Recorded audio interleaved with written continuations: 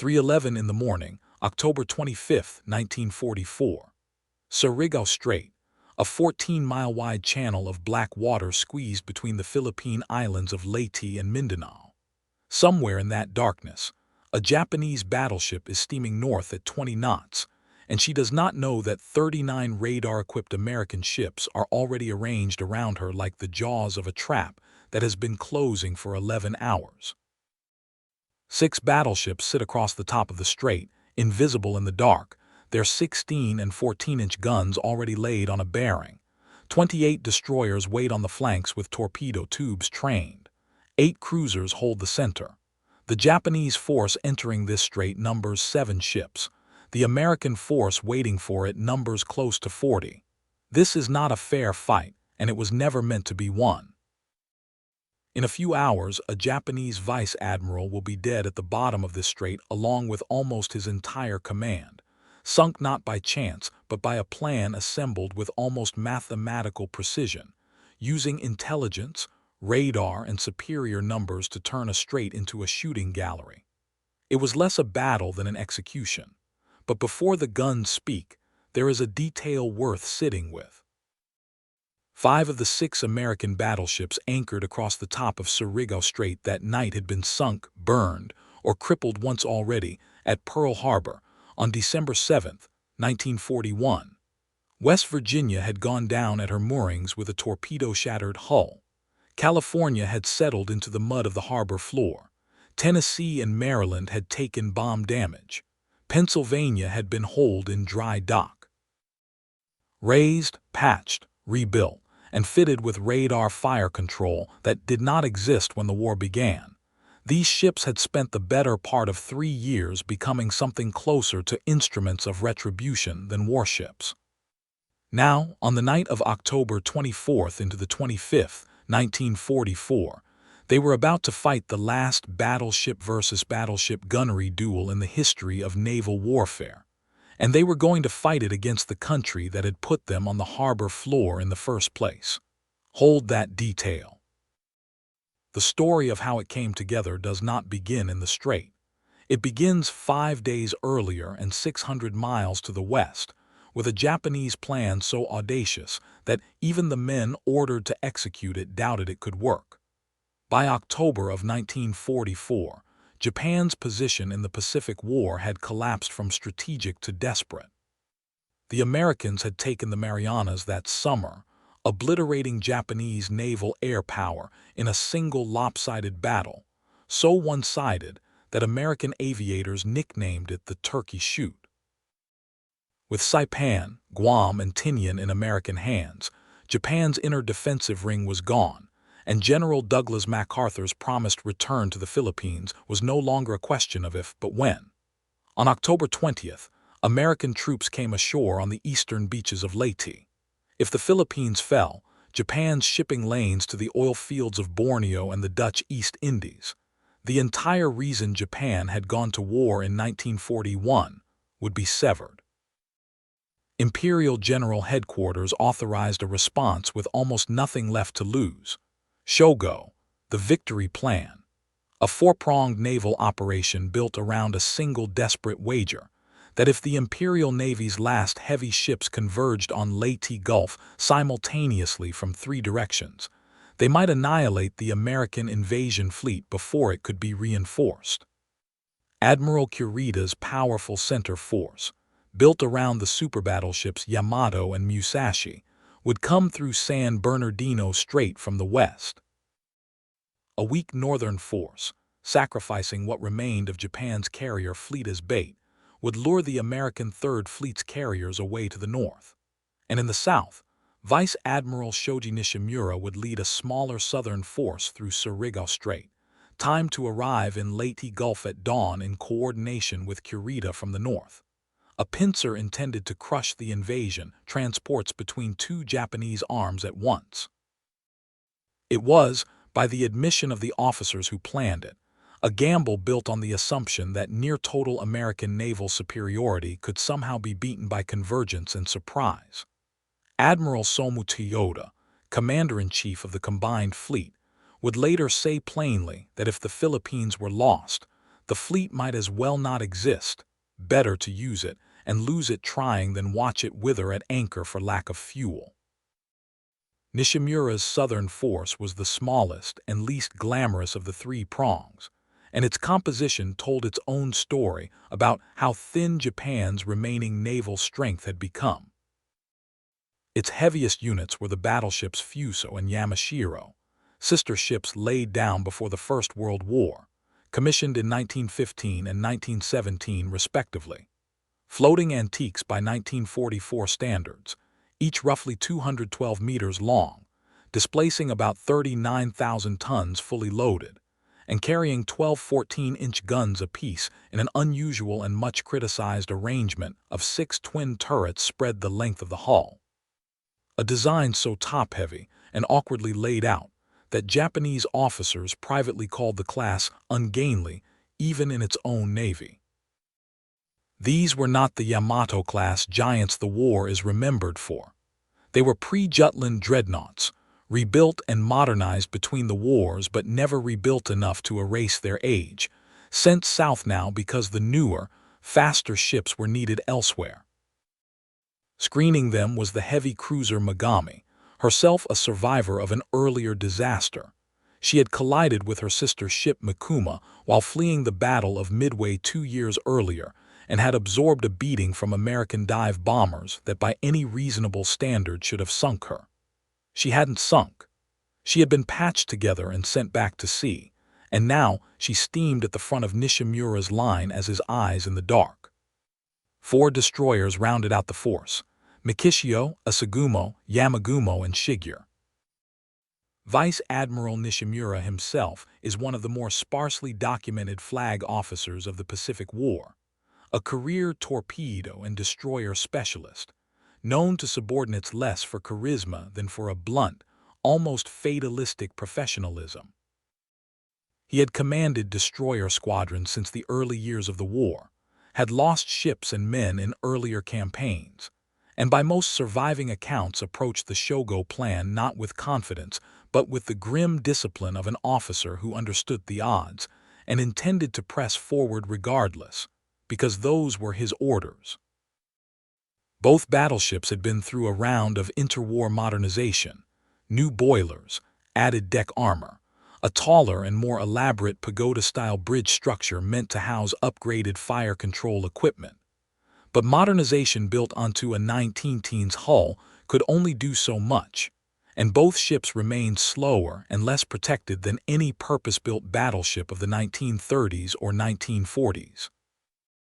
Their crews, by most surviving accounts, were competent and battle-hardened rather than green, many having served together since earlier fighting in the Dutch East Indies, which makes the coming lopsidedness harder to write off as simple inexperience. There was, on paper, a second Japanese force meant to reinforce him: Vice Admiral Kiyohide Shima's second striking force, 2 heavy cruisers and 4 destroyers, trailing roughly 40 miles behind Nishimura's group. But Shima and Nishimura had no direct tactical coordination. They belonged to different fleets, operated on different timetables, and communicated only sporadically by radio. Shima did not fall under Nishimura's command, and the 2 admirals never synchronized their approach into the strait.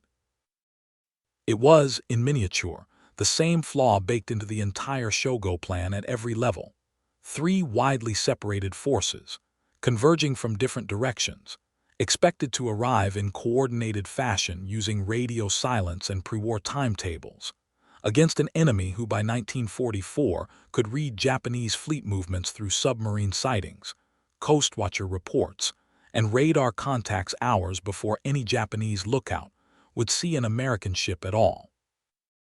The irony sat directly beneath the whole operation. Japan had entered the war in 1941 as the master of night torpedo combat, doctrine built around exactly this kind of narrow strait ambush. By 1944, the Americans had taken that doctrine, added fire control radar the Japanese still largely lacked, and turned it back on its inventors. Waiting for Nishimura at the top of the strait was Rear Admiral Jesse Oldendorf, and the plan he built over the afternoon and evening of October 24th deserves to be understood as an engineered system rather than a lucky arrangement of ships. Oldendorf was not one of the war's famous names. He was a workmanlike gunnery specialist, a 1922 Naval Academy graduate who had spent the preceding years commanding cruiser divisions and fire support groups, competent rather than flamboyant, the kind of officer history remembers, if at all, as a footnote to more photogenic commanders like Halsey or Kincaid. But the ambush he built on the afternoon of October 24th, working from 7th Fleet Commander Thomas Kincaid's warning that a Japanese force was approaching Surigao Strait, was close to a textbook exercise in layered defense. 39 PT boats, organized into 13 sections, were pushed the farthest south, down into the strait's entrance, to make first contact, report Nishimura's position and composition by radio, and harass with torpedoes if the opportunity arose cheap, expendable pickets whose main value was information, not destruction.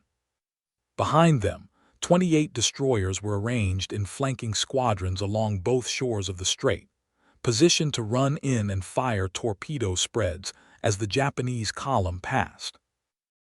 Behind the destroyers, 8 cruisers held a line across the width of the strait, and at the very top, blocking the exit into Leyte Gulf itself, sat the 6 battleships in a line running roughly east to west, a formation that, if the Japanese kept coming straight up the strait, would let Oldendorf's ships fire full broadsides down the length of Nishimura's column, while the Japanese ships could only bring their forward guns to bear.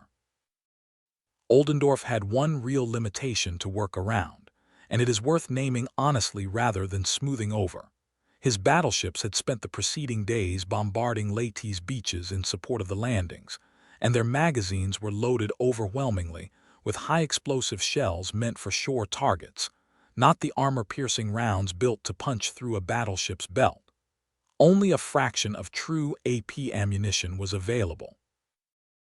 It was a real constraint on the eve of the war's last battleship duel, and it meant Oldendorf's gunners would be firing a less-than-ideal mix of ordnance at armored targets, a detail that makes the coming lopsidedness even starker, since even under those conditions the outcome was never seriously in doubt.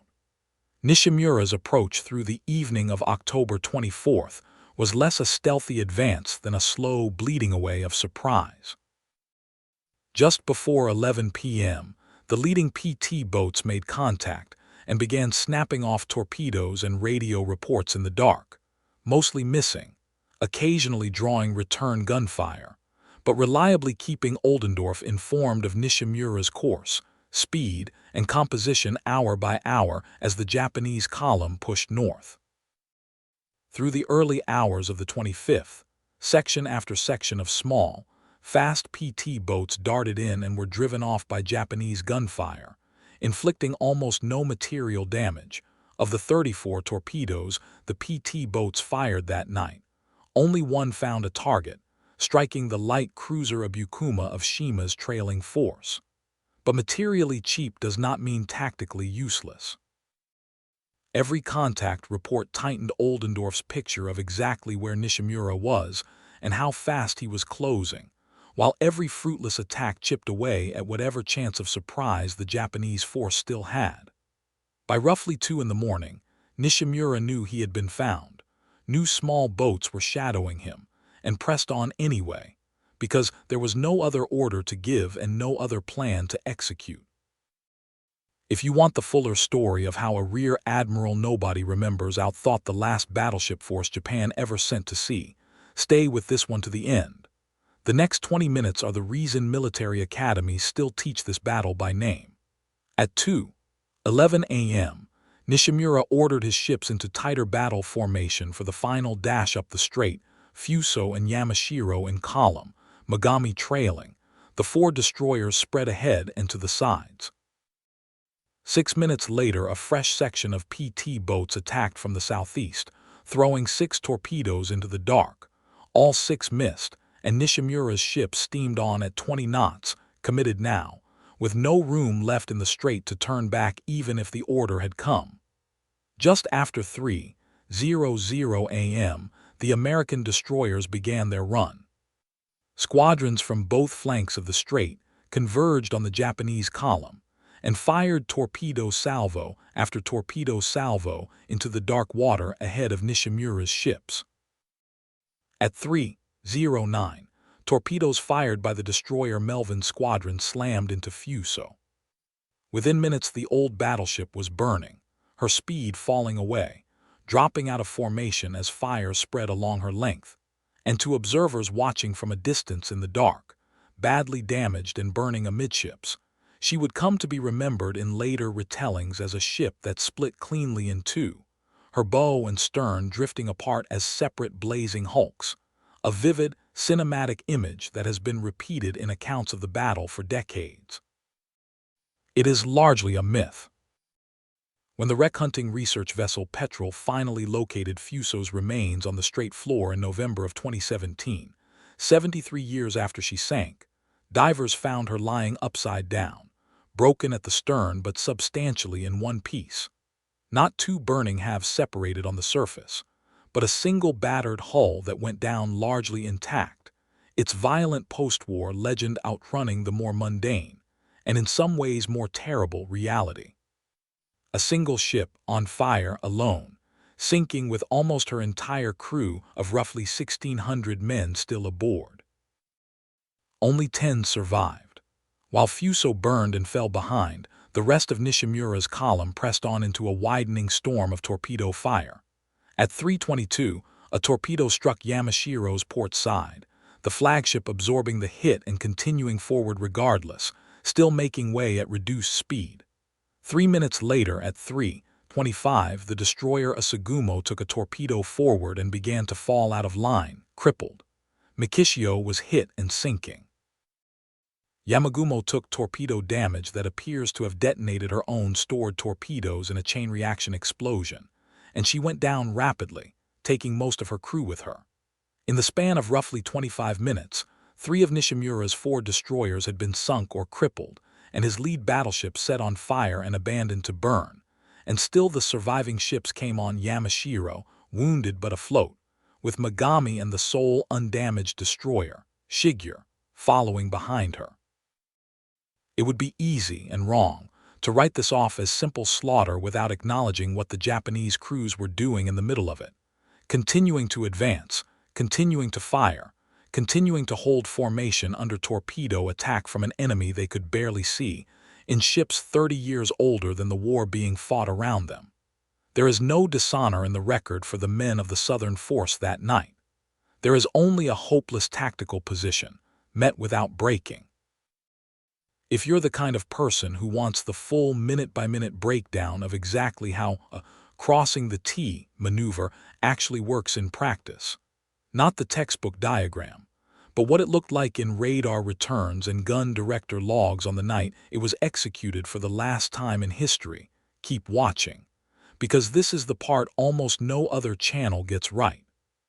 By 3:51 a.m., Yamashiro, now the only heavy Japanese ship still capable of full speed, was closing on the northern end of the strait with Megami and Shigure trailing. Oldendorf's cruiser line opened fire first, at ranges around 15,000 to 20,000 yards, and then, at 3:53, his 6 battleships began firing as well, West Virginia first, her radar-directed 16-inch guns finding the range within the opening salvos, followed in sequence by Tennessee, California, and eventually Maryland, Mississippi, and Pennsylvania as they acquired targets. This was the maneuver Oldendorf had built his entire ambush to achieve.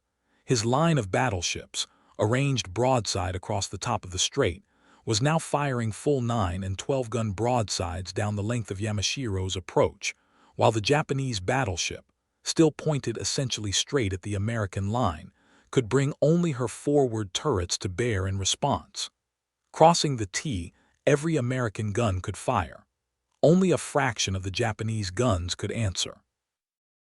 For approximately 18 minutes from roughly 3:53 to 4:11 a.m., The American battle line poured fire into Yamashiro at a rate the old ship had no capacity to survive: 16-inch shells from West Virginia, 14-inch shells from Tennessee, California, and the other battleships, joined by the continuing fire of 8 cruisers, while destroyers closed in for additional torpedo runs. Eyewitnesses aboard the American ships described Yamashiro as burning like a furnace within minutes, her superstructure wreathed in fire, secondary explosions visible across her hull as ammunition and fuel ignited compartment by compartment. She kept firing back for as long as she could. Several near misses were recorded against American ships during this exchange, evidence that her gunners never simply stopped working their guns even as the ship burned around them. But no vessel, however built, could absorb concentrated fire from 6 battleships and 8 cruisers for 18 straight minutes and remain a fighting ship. Sometime after 4:19 a.m., Yamashiro's fires reached a critical point. She lost power and steering, rolled slowly onto her side, and went down. Vice Admiral Shoji Nishimura went down with her. There is no verified record of any final words or radio transmission attributed to him in his last minutes. What exists is the bare, documented fact that his flagship sank with the vast majority of her crew, and that he did not survive. Now the earlier detail can be paid off in full. This was not simply an American victory over a Japanese battle force. It was, specifically, 5 ships that had been sunk or maimed at their moorings on December 7, 1941. West Virginia, California, Tennessee, Maryland, and Pennsylvania, joined by Mississippi, the one battleship present that had not been at Pearl Harbor, closing the loop on the war's opening catastrophe by destroying, in a single coordinated night action, the last Japanese battleships to ever face American battleships in a gun duel. It was not planned as vengeance. Oldendorf's battle line was assigned to Surigao Strait because those were the ships available to 7th Fleet for shore bombardment duty, not because anyone selected them for symbolic reasons. But the men aboard those ships knew exactly what stood beneath their feet, knew which harbor their ship had gone down in less than 3 years earlier, and by every account from crews that night, the recognition of what was happening did not go unspoken on their own decks. The war had come full circle in the space of one strait, in the space of one night, almost entirely by the ordinary mechanics of logistics and assignment rather than design, which somehow makes the coincidence sit heavier, not lighter. While Yamashiro burned and sank, the story in Surigao Strait was not yet finished, and neither was the larger story that night across the Philippines. Behind Nishimura, Shima's second striking force, the 2 cruisers Nachai and Ashigara and their escorting destroyers, arrived at the mouth of the strait around 4:25 a.m., roughly half an hour behind the main action, still not coordinated in any real tactical sense with what remained of Nishimura's force. Through the smoke and darkness, Shima's lookout spotted what appeared to be the wrecks of 2 Japanese battleships already burning on the water. In fact, almost certainly, the 2 halves of Fuso's slowly disintegrating hulk, seen from a distance and mistaken for both Fuso and Yamashiro already destroyed. Concluding, correctly as it turned out, that the battle was already lost and there was nothing left to gain by pressing forward into the same trap, Shima ordered a general withdrawal. In the confusion of the retreat, his flagship Nachai collided with the damaged cruiser Megami, flooding Megami's steering compartments and crippling her further. She would be finished off by American aircraft later that morning as she tried to limp south. Of Nishimura's original 7-ship force, only the destroyer Shigure escaped the strait relatively intact, having trailed at the rear of the formation, and largely avoided the concentrated torpedo and gunfire runs that destroyed everything ahead of her. A survival so complete against such odds that Japanese sailors elsewhere in the fleet later half-joked the ship was simply unsinkable, a reputation Shigure would carry, and largely earn, through several more engagements before the war finally caught up with her in early 1945. But while Oldendorf's ambush was closing on Nishimura in the south, the far larger and more dangerous half of the Shogo plan was unfolding almost unnoticed to the north, and it deserves to be told here precisely, because it keeps this night from reading as a clean, uncomplicated American triumph. Admiral Kurita's powerful center force, the one built around the giant battleship Yamato, still one of the most heavily armed and armored warships ever built, had passed through San Bernardino Strait overnight, and in the pre-dawn hours of October 25th, fell without warning on a small group of American escort carriers and destroyers off Samar, a force built for anti-submarine patrol and ground support, never designed to fight battleships. For several hours that morning, in what became known as the Battle off Samar, a handful of American destroyers and destroyer escorts, badly outgunned, charged directly at Kurita's battleships and cruisers to buy time for the escort carriers to launch aircraft and flee, in one of the most lopsidedly courageous actions of the entire Pacific War. It was, by any honest measure, closer to a disaster narrowly avoided than a victory. Kurita, for reasons debated by historians ever since, broke off the attack and withdrew before finishing off the American carrier group he had almost entirely at his mercy. None of this had anything to do with Jesse Oldendorf or Shoji Nishimura. It was a separate arm of the same plan, playing out under a separate commander, at almost the same hour. But it is worth stating plainly, the clean, decisive American victory in Surigao Strait was not repeated 40 miles to the north that same morning, and the sailors fighting for their lives off Samar, while Yamashiro was already burning on the strait floor, had no part in, and bear no blame for, how close that second fight came to catastrophe. Laid end to end, the chronology of that single night reads almost too fast to believe. Around 10:30 p.m. on October 24th, the first American PT boats made contact with Nishimura's approaching column. At 2:11 a.m. on the 25th, Nishimura formed his ships for the final run up the strait. At 3:09 a.m., torpedoes struck Fuso, setting her ablaze and dropping her out of formation. Between 3:22 and roughly 3:30, torpedo hits crippled or sank 3 of Nishimura's 4 destroyers along with damaging Yamashiro herself. By 3:51, Oldendorf's cruisers opened fire on the approaching Yamashiro.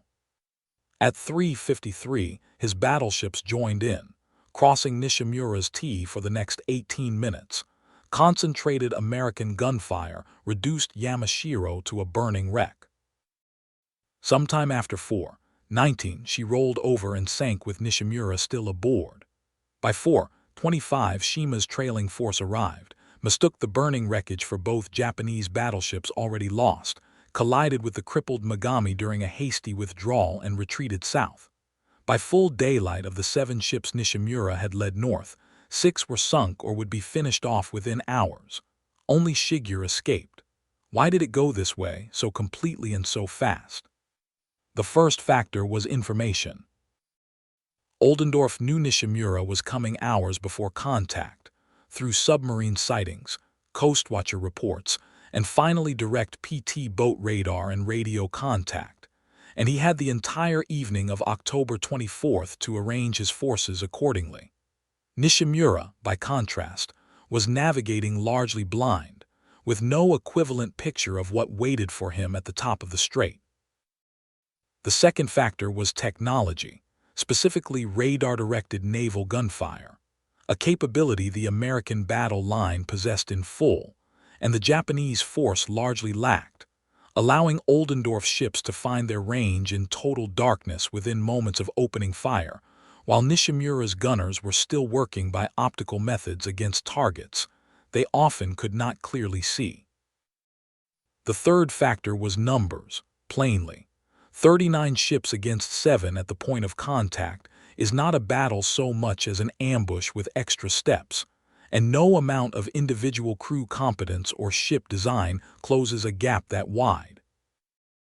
The fourth factor was coordination, or rather its absence on the Japanese side.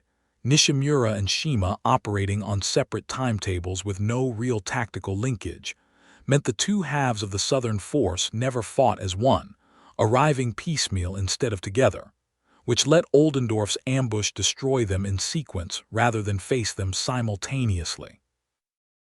And the fifth factor was geography itself. Surigao Strait is narrow, and a narrow strait is exactly where a numerically superior defender wants to fight, because it removes the attacker's ability to maneuver around a static defensive line and forces a straight approach directly into concentrated fire. Precisely, the crossing the T scenario naval strategists had studied and feared since Tsushima in 1905, and precisely the scenario Oldendorf built his entire evening around creating. A sixth factor, smaller but not negligible, was ammunition. Even fighting with magazines loaded mostly for shore bombardment rather than ship-to-ship combat, Oldendorf's battle line still carried enough weight of fire, concentrated from 6 directions at once, to overwhelm 2 aging battleships built for a different era of warfare entirely. A reminder that overwhelming numbers can compensate for imperfect preparation in a way that no single tactical shortfall on the Japanese side could hope to match. Zoom out far enough, and the Battle of Surigao Strait marks an ending, not a beginning.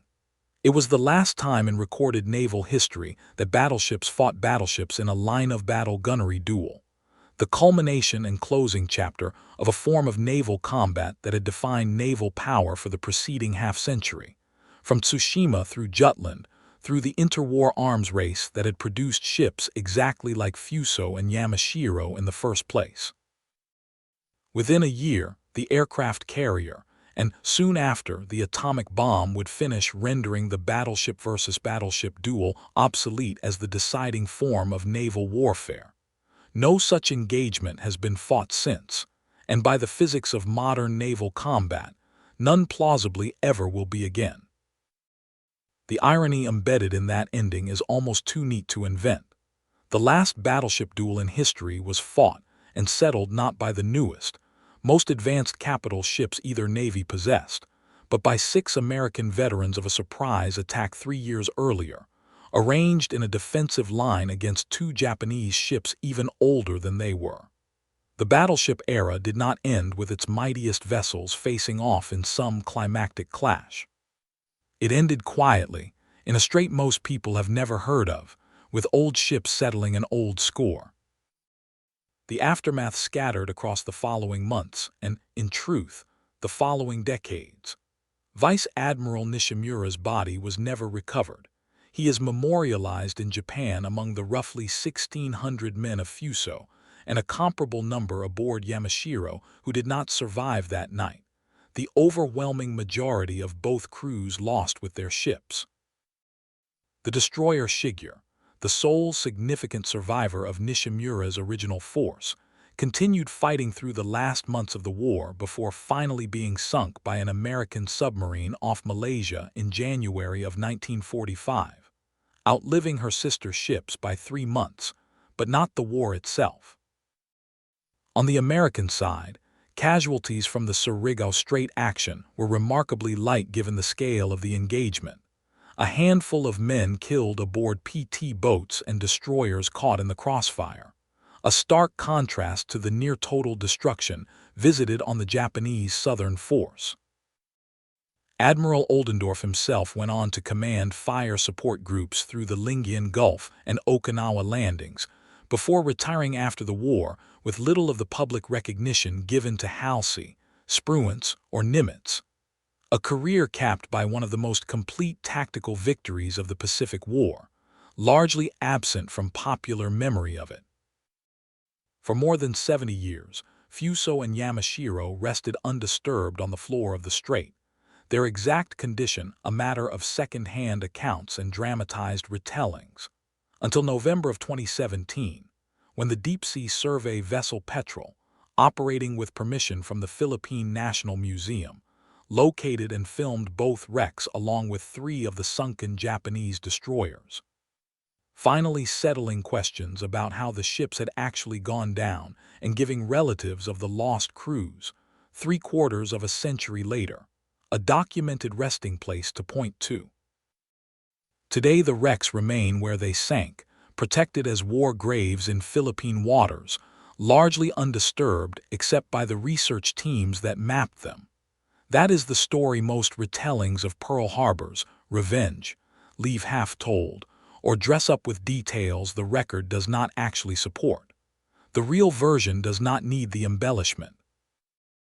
6 aging battleships, 5 of them raised from the mud of a harbor they had no business surviving, closed a 3-year circle in 18 minutes of concentrated gunfire, against a plan built on desperation and executed by men who kept firing anyway, right up until the water took them. If you want more of the real history behind the moments popular memory gets wrong, that is exactly what this channel is built to do. So if this is the kind of story you want more of, subscribe, leave a like, and drop a comment telling me where in the world you're watching from tonight.